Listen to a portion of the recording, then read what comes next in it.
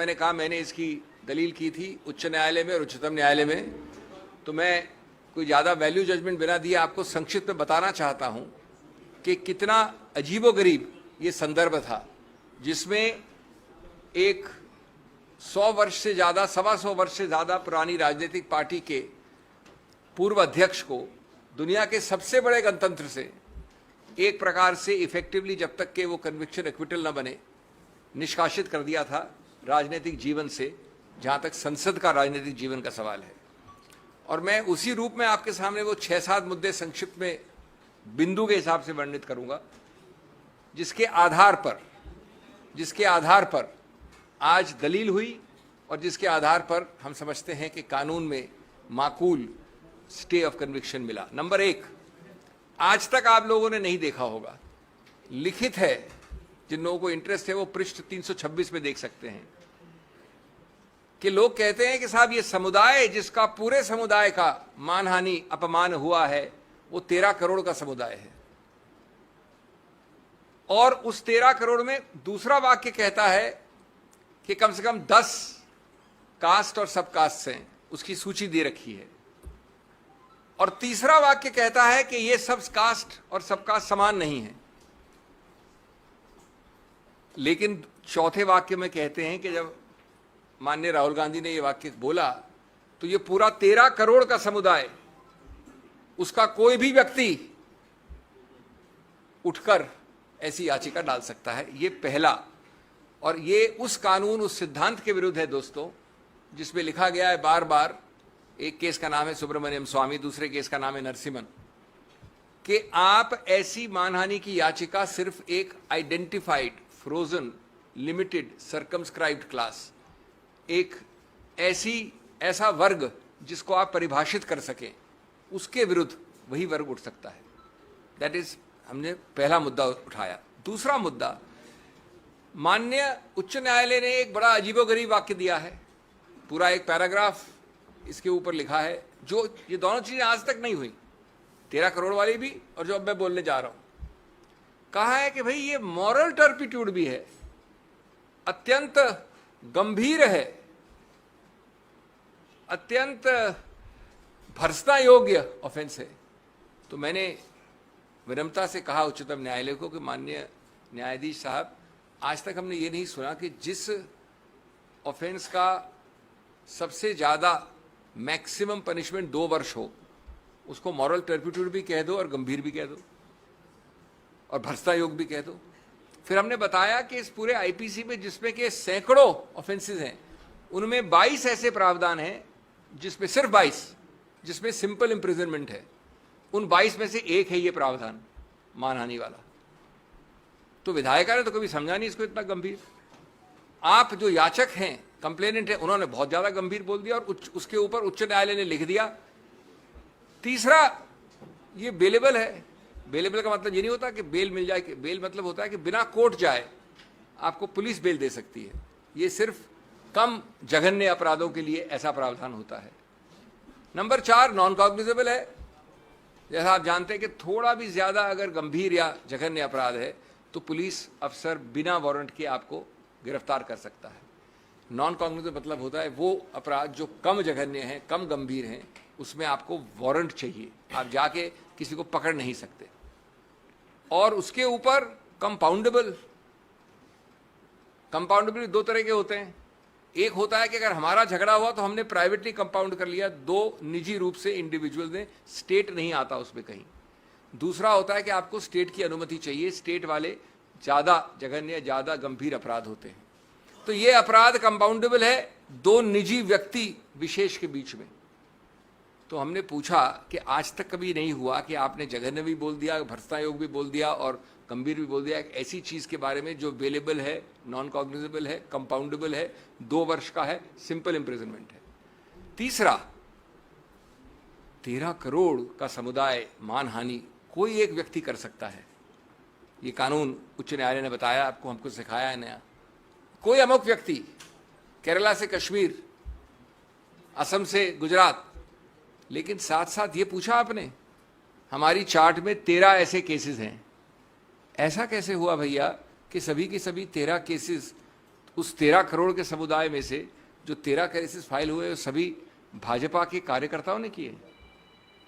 ये अजीब सा समुदाय है जिसमें सिर्फ भाजपा के कार्यकर्ता ही जगते हैं कंप्लेनेंट के रूप में। ये हमारा तीसरा बिंदु था। चौथा बिंदु था कि आपने ये नहीं देखा कि अपने निर्णय में एक नया ऑफेंस डाल दिया है जो याचक ने भी नहीं कहा था।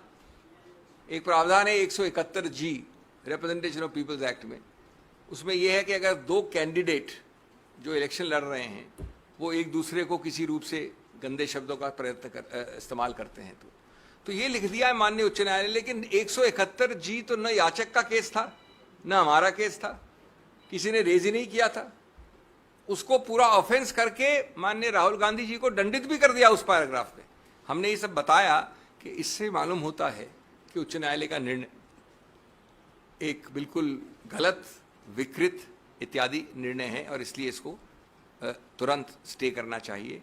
इसके अलावा हमने कई और चीज़ें दी हैं जिनको मैं आपको तकनीकी रूप से नहीं बताऊंगा, सिवाय इसके कि जो मूल वाक्य है जो कि 3 पृष्ठ की राजनीतिक स्पीच में कोलार में 1.5 वाक्य या 3 लाइन का वाक्य बनता है, उसको सिद्ध करने के लिए जो एविडेंस एक्ट में एक सर्टिफिकेट चाहिए वो आज तक किसी ने उपलब्ध नहीं करवाया।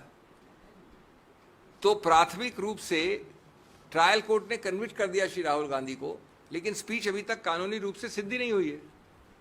जब स्पीच सिद्ध नहीं हुई तो वो याचक जिसने कंप्लेंट की थी, पूर्णेश्वर मोदी, वो गया हाईकोर्ट में अपने खुद की कंप्लेंट के विरुद्ध और अपनी खुद की कंप्लेंट को स्टे करवा दिया इस ग्राउंड पे कि मैं अभी और ढूंढ रहा हूं सामान, क्योंकि मैं अपनी वो स्पीच को, क्योंकि उसने स्पीच में एक न्यूज़पेपर प्रोड्यूस किया, कोई टेप नहीं प्रोड्यूस किया, खुद आंखों देखा हाल था नहीं क्योंकि जो याचक है वो था नहीं वहां पर स्पीच में, तो उसने कहा मुझे और टाइम चाहिए और अपनी ही कंप्लेंट पे स्टे ले लिया।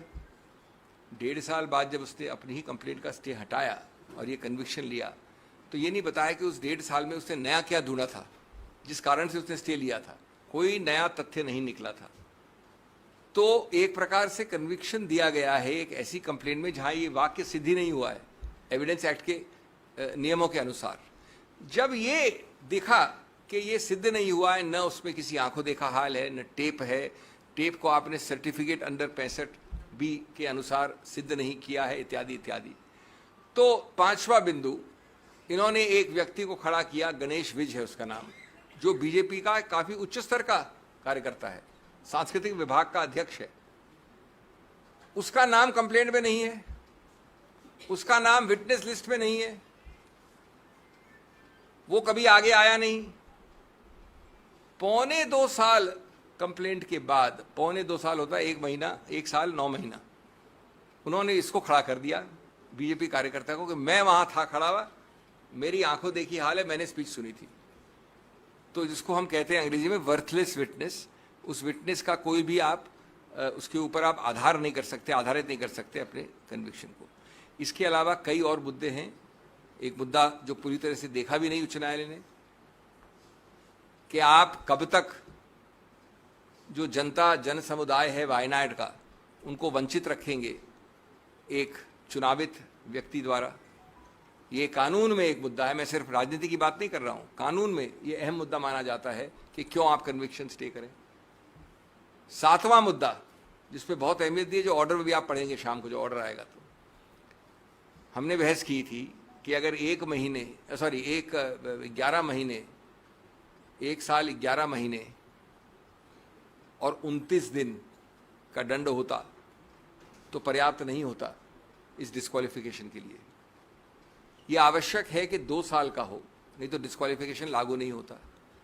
अब रोचक बात यह है कि 2 साल इस दंड के लिए मैक्सिमम है, और आज तक जिन लोगों को इसका अनुभव है वो जानते हैं कि 2 साल का कभी भी दंड जो मैक्सिमम पनिशमेंट होता है नहीं दिया गया है। लेकिन उसको छोड़िए, अगर आपको मैक्सिमम पनिशमेंट देना है दंड, तो जो आप सेंटेंसिंग की कार्रवाई कन्विक्शन की कार्रवाई से अलग होती है।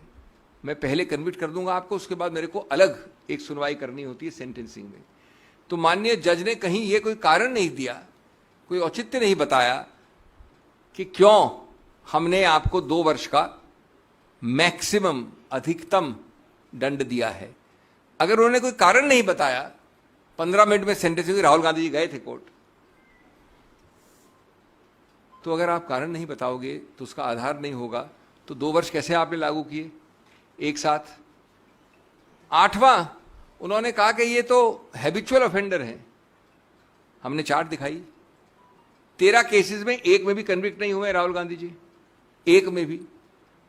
सबके सब 13 केसेस बीजेपी कार्यकर्ताओं द्वारा हैं। मैं आपको एक केस कार्यकर्ता द्वारा फाइल करके मैं कह दूंगा कन्विक्ट हो आप। एक 14वां केस है जिसपे कन्विक्ट नहीं हुए, राफेल का कंटेम्प्ट है, जहां मैं पेश हुआ था, वहां पर अपॉलॉजी मान्य है, वहां भी कन्विक्ट नहीं हुए। और वो राफेल वाला वक्तव्य 14 नवंबर 2019 का है।